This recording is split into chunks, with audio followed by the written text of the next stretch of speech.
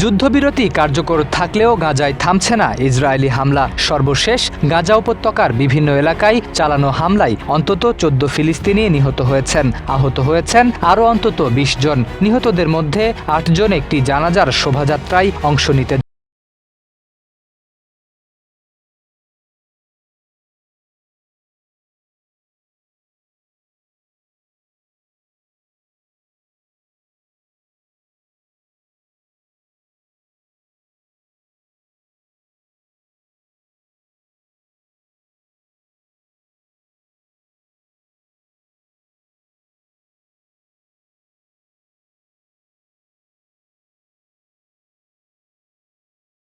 তবে এতে বেসামরিক মানুষ হতাহত হওয়ার বিষয়ে তদন্ত করে দেখা হচ্ছে বলেও জানিয়েছে তারা।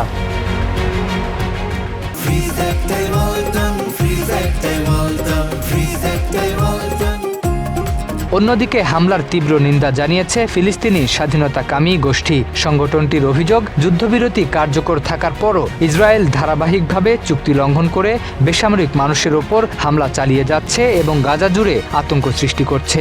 একই দিনে উত্তর গাজার বেইত লাহিয়ায় একটি স্কুল সংলগ্ন এলাকায় ড্রোন থেকে ফেলা বোমায় প্রাণ হারান ৫২ বছর বয়সী এক নারী। এছাড়া আজ জাওয়াইদা, আল সাওয়ারহা, গাজা সিটি ও খান ইউনিসে পৃথক হামলায় আরও কয়েকজন নিহত ও আহত হয়েছেন। আহতদের মধ্যে নারী ও শিশুও রয়েছে। শরীফ উদ্দিন, ইত্তেফাক নিউজ।